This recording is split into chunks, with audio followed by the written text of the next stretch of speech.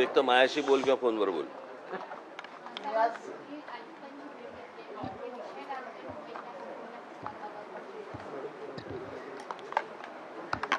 तोंडात घालायचं लांब ठेव ना जरा. किती वर्षांनी आलात? किती वर्षांनी आलात वास्तूत या?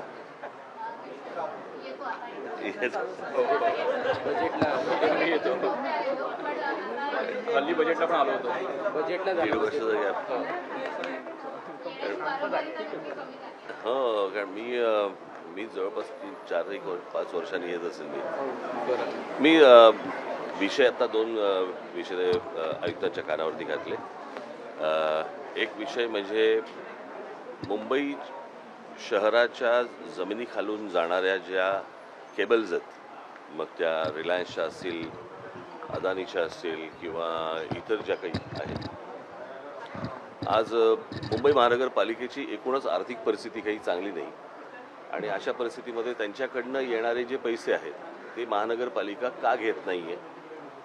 आणि त्यांनी आता सांगितलं की तो राज्य सरकारने निर्णय केलेला आहे, परंतु मला असं वाटतं की आत्ता आयुक्तांकडनं राज्य सरकारला त्या प्रकारचं पत्र जाईल आणि महानगरपालिकेला मिळणारे जे पैसे आहेत ते घालवू नयेत महानगरपालिकेने, अशी आमची इच्छा आहे. कारण एकतर GST नंतर ऑप्शॉर बंद झाला आहे आणि ऑप्शॉर बंद झाल्यामुळे महानगरपालिकेवरती खूप ताण आहे. तर तो एक विषय होता. मला असं वाटतं संदीप देशपांडे तुम्हाला डिटेलमध्ये सांगतील. आणि दुसरा विषय होता तो म्हणजे महानगरपालिकांची हॉस्पिटल्स. या हॉस्पिटलवरती मुंबई महाराष्ट्रातनं येणाऱ्या पेशंट्सचा विषय नाही आहे, परंतु परराज्यांमधनं येणाऱ्या पेशंट्सचा जो विषय आहे तो इतका लोड या सगळ्या महानगरपालिकांच्या हॉस्पिटलवरती येतो आणि त्याच्यानंतर सगळे परिस्थिती बिघडते अख्खी. बरं, या सगळ्या गोष्टींचं ओझं व्हायला लागते मुंबई महानगरपालिकेला. म्हणजे इतर राज्यांमधनं येणाऱ्या पेशंट्सना, ते काय पेशंट नको किंवा हवेत हा विषय नाही आहे, परंतु इतर राज्यांमधले येणारे जे पेशंट्स आहेत त्या महानगरपालिका तिकडची लोक ही काही मुंबई महानगरपालिकेला काही पैसे देऊ करते का, की नुसतेच फक्त आपण पेशंट बघायचे आहेत आणि आपल्या शहरावरचा किंवा हॉस्पिटलवरचा लोड वाढवायचा आहे. तर या दृष्टिकोनातनं काही काय म्हणतात त्याला वेगळे चार्जेस काही करता येतील का, कसे करता येतील किंवा काय, या दृष्टिकोनातनं आता आमचं बोलणं झालं.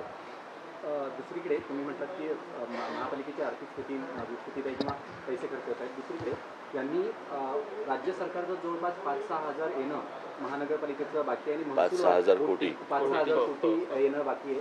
आणि महसूल वाढीच्या दृष्टीनं मुंबईतील कचरा असेल या गोष्टींवरती सुद्धा महापालिका कर लावणार आहे. कचरा असेल, घनकचरा व्यवस्थापनासाठी ते कर लावणार आहे.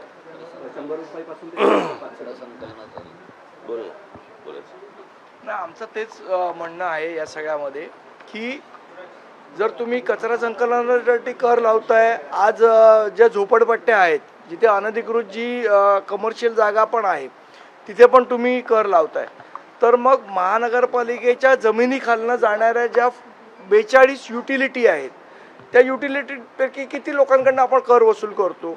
म्हणून आमची मागणी आहे की जर त्या युटिलिटीच्या खालनं ज्या गेलेल्या आहेत, मग त्या रिलायन्सच्या असतील, एअरटेलच्या असतील, कोणाच्याही असतील, त्यांच्याकडनं जर कर वसूल केला गेला तर जवळजवळ 8 ते 10 हजार कोटीचं उत्पन्न हे महानगरपालिकेला मिळू शकतं. आणि त्या दृष्टीने प्रयत्न केले पाहिजेत महानगरपालिकेने.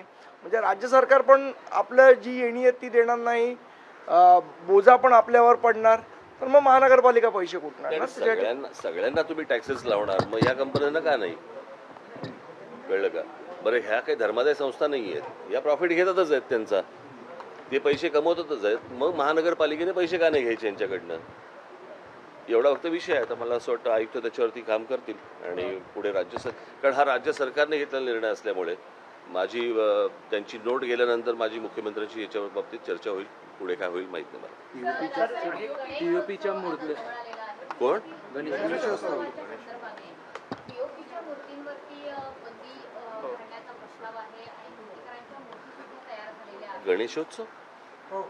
गणेशोत्सवाच्या दरम्यान ज्या गणेश मूर्ती तयार केल्या जातील तर त्या पीओपीच्या नाही तर त्या शाडूमातीच्या असाव्यात. गणपती ना, आपण मूर्त्या तयार करतो 1 वर्ष आधी. हां, त्याच्या विसर्जनावर बंदी घालण्यात आलेली आहे. सरकारचा निर्देश आहे. मात्र बरीचशी गणेश मंडळं आहेत किंवा गणेश मूर्तिकार आहेत, त्यांचं काम आता सुरू झालेलं आहे. बऱ्यापैकी गणेश मूर्ती तयारही झालेल्या आहेत. दरवेळेच्या गणेशोत्सवाच्या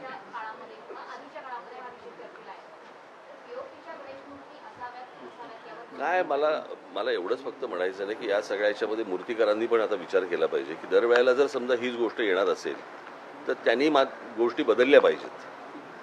प्रत्येक वेळेला बनवायच्या आणि त्याच्यानंतर तुम्हाला माहिती आहे की सरकारचं काय म्हणणं आहे ते कुठच्याही सरकारचं, तर त्याच्यामध्ये बदल हा त्यांनी मूर्तिकारांनी आता ह्याच्यापुढे केला पाहिजे ना. तोच प्रश्न दरवर्षी कसा काय येतो. दरवर्षी आपण काहीतरी एक भूमिका घ्यायची आणि मग त्याच्यानंतर गणपती येणार म्हणून आपण त्या मूर्त्यांना, कारण त्याच्यामुळे होणारं पोल्युशन हे खूप मोठ्या प्रमाणावरचं आहे. हे मला असं वाटतं आता मूर्तिकारांनी पण या गोष्टीचा विचार केला पाहिजे, काहीतरी दुसरा मार्ग त्यांनी काढला पाहिजे. मुंबई महापालिकेची निवडणूक जी आहे ती गेल्या अनेक वर्ष रखडलेली आहे.